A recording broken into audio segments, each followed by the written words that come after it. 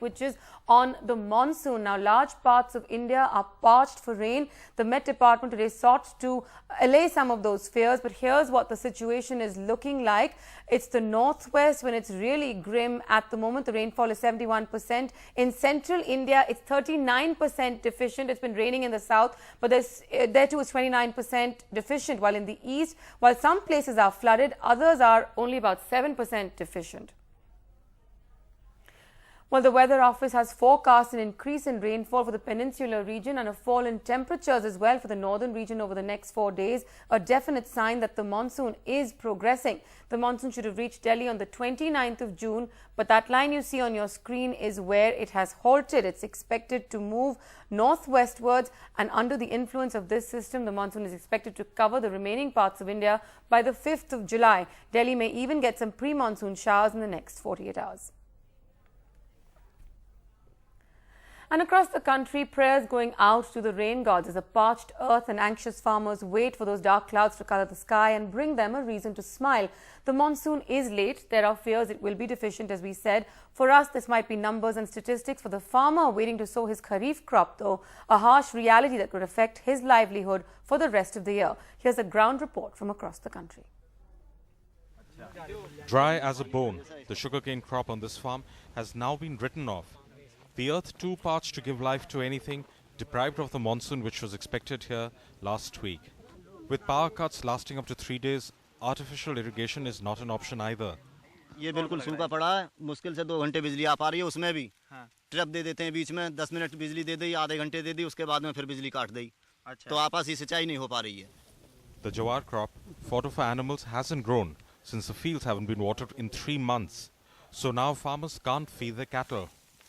अब अगर नहीं होगा तो फिर डांगर क्या खाएंगे? जब ना होगा तो क्या खाते? वो तो भूखमरी हो जाएगी फिर। Further west, most farmers are still waiting to sow. Fields that were sowed have dried up. The electricity supply doesn't last for more than 2 to 3 hours a day, and using generators to water fields cost 400 rupees an hour. Most farmers can now only pray for rain. बहुत बार ऐसा आया जो सूखा भी हुआ है, लेकिन इस बार ऐसा हुआ है कि लगातार पछुआ हवा चली है, लू चली है, लेकिन उसके बाद भी बारिश नहीं हुई। Hundreds of kilometers south in Maharashtra, the fields are as dry. Akola and Jalna have received no rain. Other areas have received a fraction of the rain they expect by now. The Marathwada region in Maharashtra has been the worst hit, with rainfall being here extremely scanty. The state's green belt on its western coast has fared a little better, but still the rain well below normal. Farmers now say if it doesn't rain within the next week, they fear losing the first of the 3 harvests. North Karnataka and parts of central Karnataka have had inadequate rainfall. 125 villages have already been declared drought hit, and 680 villages don't have enough drinking water. The month of November onwards, we are at it. We did our level best, and even the central government and the team which was visited the various localities, they said that they are doing well. An optimistic Met Department has announced that the monsoon is arriving in the remaining parts of the country soon and will make up for the 31% deficiency in June. With Bureau Inputs, Chetan Bhattacharjee for NDTV.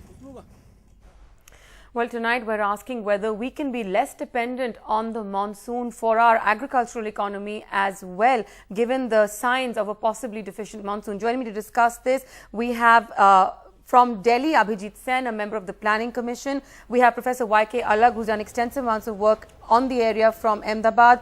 In Delhi, the senior economist, Dr. Surjit Bhalla.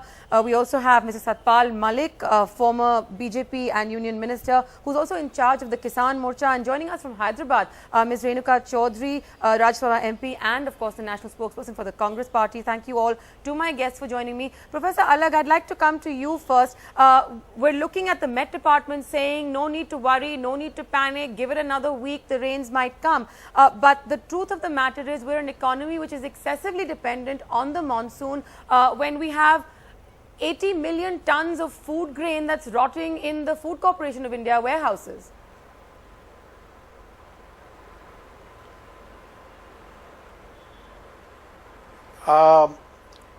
There is a difference between the meteorological forecast and meteorological drought and an agricultural drought.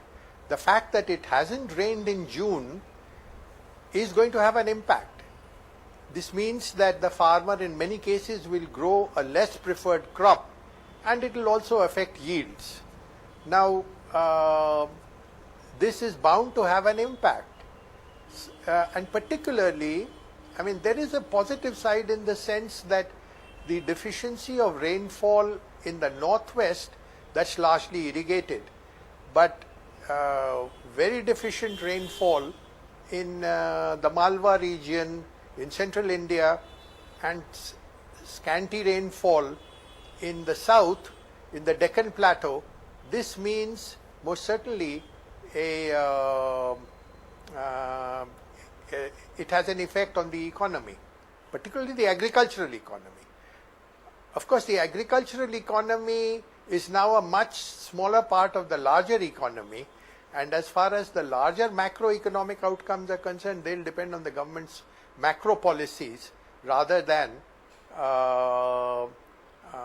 the monsoon itself. But the monsoon has very great impact in terms of the livelihood of a large number of people, in terms of drinking water and employment.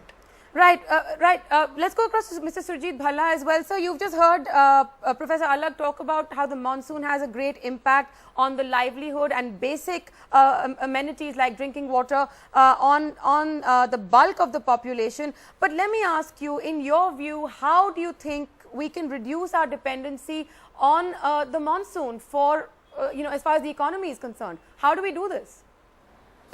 Well, 2 points. First of all, what we have data for is June. And as we know, June, July, August and September broadly determine agricultural output. So this is just 1 month data. And if you look back at the historical statistics, that essentially there's about a 40% correlation between the June agriculture and June rainfall rather, and what rainfall you get throughout the term. India's #1 news app just got even better. Download NDTV's new app, fully optimized for retina display, full screen view, faster response time, and Sudoku. NDTV's new iPad app. Download now.